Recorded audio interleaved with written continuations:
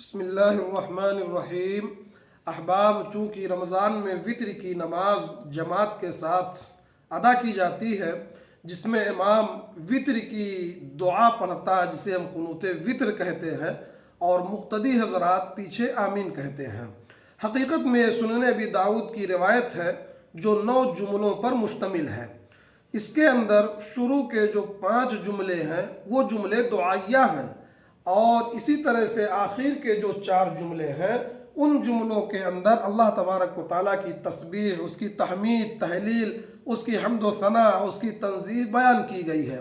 عموماً ہوتا یہ ہے کہ جیسے ہی حافظ صاحب یا امام صاحب یہ دعا پڑھنا شروع کرتے ہیں، شروع سے لے کر کے آخر تک مقتدی حضرات ناواقفیت کی بنیاد پر ہر جملے پر آمین کہتے ہیں، حالانکہ صحیح نہیں ہے۔ آئیے اس کا مفہوم دیکھتے ہیں، کہاں پر آمین کہنا ہے، کہاں پر آمین نہیں کہنا ہے۔ شروع کے جو 5 جملے ہیں، مثلا اللہم اہدنی فی من ہدیت، اے اللہ تبارک و تعالیٰ تو مجھے ہدایت دے ان لوگوں میں داخل کر کے جن کو تو نے ہدایت دی ہے۔ جب امام یہ کہے تو یہاں پر آمین کہنا ہے۔ اسی طرح سے دوسرا جملہ وعافنی فی من عافیت، تو مجھے عافیت دے ان لوگوں میں داخل کر کے جن کو تو نے عافیت دی، یہاں پر آمین کہنا ہے۔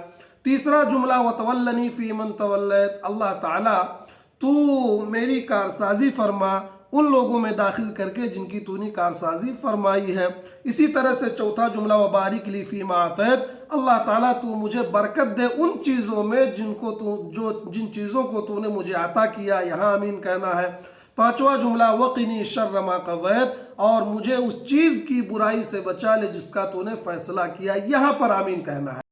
ان 5 جملوں کے علاوہ آخر کے جو 4 جملے ہیں، مثلا فَإِنَّكَ تَقْضِي وَلَا يُقْضَى عَلَيْكَ، تو فیصلہ کرتا ہے، اس کا مفہوم ہے تو فیصلہ کرتا ہے، تیرے خلاف فیصلہ نہیں کیا جاتا، اس پر آمین نہیں کہنا ہے۔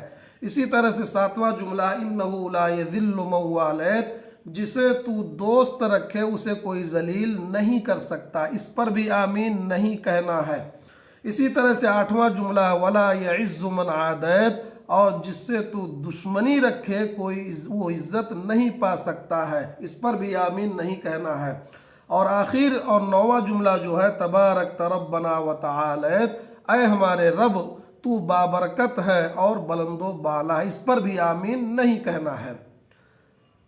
امید کرتا ہوں کہ احباب بات واضح ہو گئی ہوگی۔ ایک بار دوبارہ ریپیٹ کر دیتا ہوں، دہرا دیتا ہوں۔ یہ جو دعا ہے 9 کلمات پر مشتمل ہے۔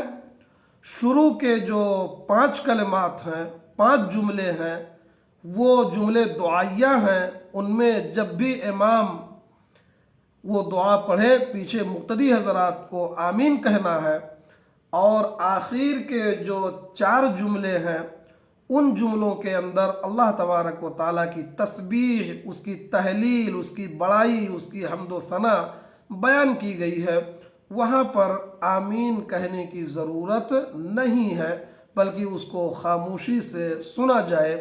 دعا کرتے ہیں الہ العالمین تو ہمیں عمل کی توفیق عطا فرما، آمین۔